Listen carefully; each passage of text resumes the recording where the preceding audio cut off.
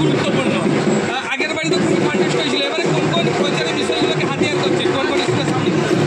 এখন তো সব কিছু বিষয়ে ডেভেলপমেন্ট হয় না, সবই করতে হবে।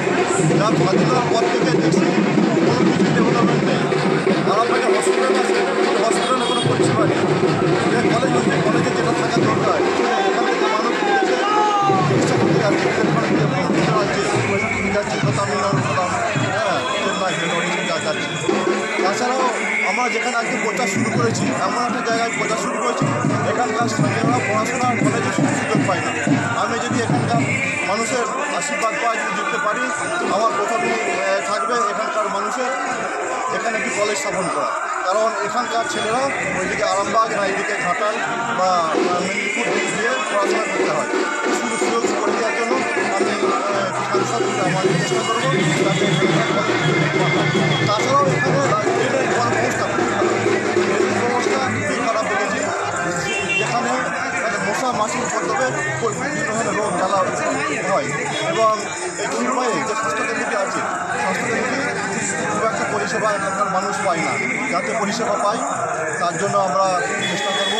তো মানুষ এখানে স্বাস্থ্য পরিষেবা দেওয়া, নাহলে এখান থেকে কোনো দুর্ঘটনা না করলে তারা সমস্যায় তাদের ঘাটাল কিংবা কলকাতা মুক্তি হতে হয়। প্রচারে কেমন সাড়া পাচ্ছে? প্রচারে ভীষণ সাড়া পাচ্ছি।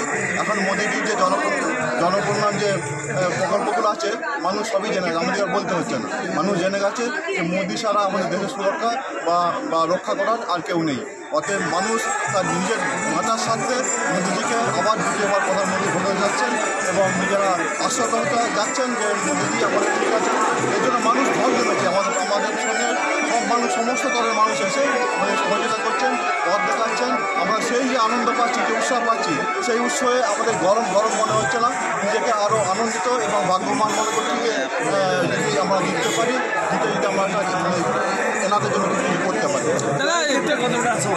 জয় হবেই, কারণ মানুষ আছে আমাদের সামনে, জয় অবশ্যই হবে, জয় হবেই, মানে ব্যাপক ভোটে আমরা জয় করব। তৃণমূলের সাংসদ মানে প্রাক্তন সাংসদ অপরূপা পোদ্দার টিকিট না পেয়ে একটা বিক্ষুব্ধ, এটা কি একটা বড় অ্যাডভান্টেজ হবে বিজেপির ক্ষেত্রে? অ্যাডভেঞ্চার কিছু নয়। দেখুন, অপূর্ব পোদ্দার দুটো টার্ম সাংসদ ছিলেন। যদি তিনি কাজ করতেন ভালো করে তাহলে কিন্তু আবার টিকিট হয়তো পেতেন, বা কিন্তু টিকিট পায় না মানে কি তিনি কাজ করেন না বলেই ওনাকে সরিয়ে দিয়ে অন্য একটা মুখ দেখতে দিয়েছেন। কাজ করেন না কিছু।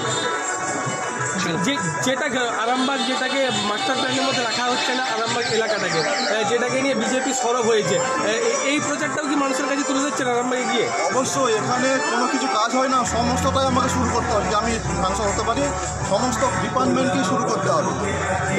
এই যে আমাদের খানাকুল, বোঘাট এবং আরামবাগের কিছু অংশ বন্যা প্লাবিত হয়, তাদের জন্য কোনো কিছু তৎক্ষণাৎ ব্যবস্থা বা সুরক্ষা এইটাও কিছু নেই। এর জন্য একটা মাস্টার প্ল্যান দরকার। এবং এতগুলো অঞ্চল, 7টা যে বিধানসভা আছে, 7টা বিধানসভায় বিভিন্ন ধরনের সমস্যা আছে। এই সমস্যাগুলো মোকাবিলা করতে হবে এবং যাতে জনগণের পরিষেবা পাওয়া যায়।